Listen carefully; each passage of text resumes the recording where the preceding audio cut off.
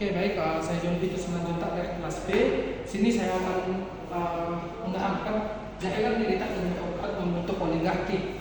Oke, di sini saya akan menggunakan perspektif P.D. Hadis.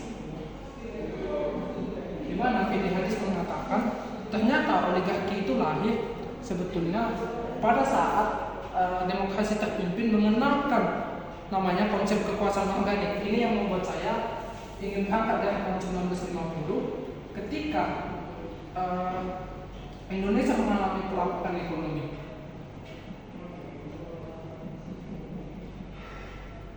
Nah, di saat mengalami pelapukan ekonomi, mereka yang menjadi perantara pasar dan modal itu terjun ke rezim kekuasaan ataupun unsur-unsur pemerintahan. Jadi siapa orang-orang itu? Mereka adalah orang-orang kaya. Karena ketika kita melihat pengertian dari oligarki ini, itu berasal dari kata oligar, artinya adalah orang-orang kaya. Jadi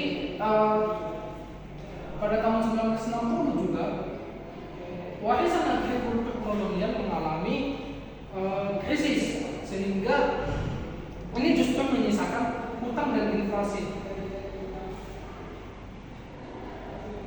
Hutang dan inflasi pada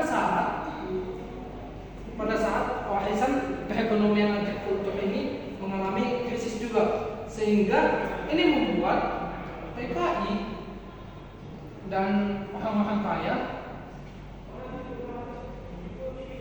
sama-sama mengalami krisis. Pada kesempatan yang sama, Soeharto memanfaatkan ini dengan melakukan bisa kita katakan pembasmian massal kepada PKI ini.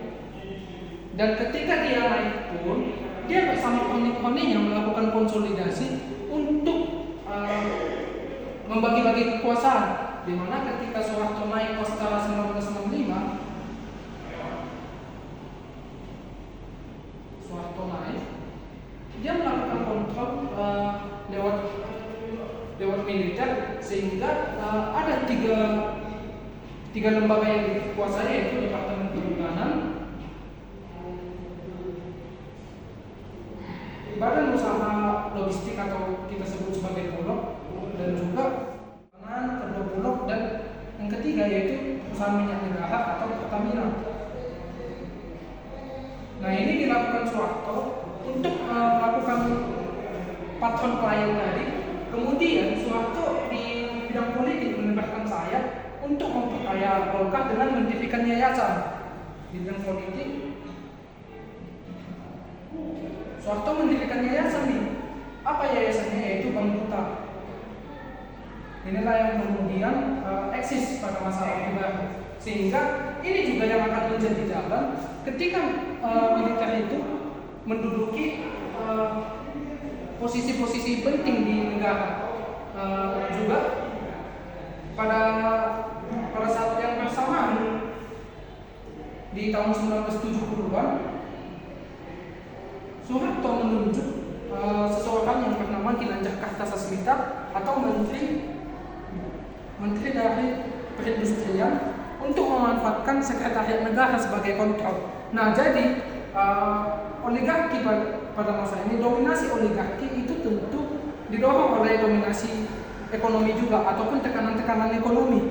Makanya saya berangkat dari tahun 1950 adanya pelapukan ekonomi seperti itu, dan juga di tahun 1960 yaitu warisan agrikultur kolonial itu mengalami hutang dan inflasi, sehingga P.D. Hadis ingin mengatakan bahwa sebetulnya kenapa oligarki itu lahir, karena pada masa demokrasi terpimpin oleh Soekarno itu mengenalkan konsep kekuasaan organik, dan ini kemudian diadopsi kembali oleh Soeharto ketika ia naik di tahun 1965, sehingga dia memanfaatkan jenderal-jenderal yang sudah ada untuk masuk ke dalam bisnis oligarkinya, yang dimana Soeharto juga mendirikan Bank Duta.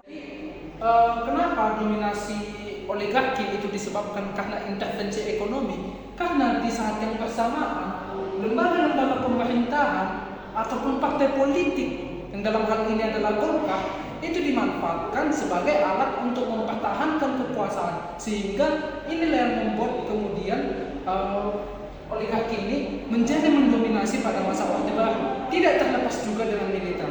Jadi itulah dia Fedi Haris ingin mengatakan kenapa militer dan birokrat itu bisa memiliki jaringan untuk membentuk oligarki karena mereka sama-sama berkonsolidasi untuk mempertahankan kekuasaan politik dan ekonomi.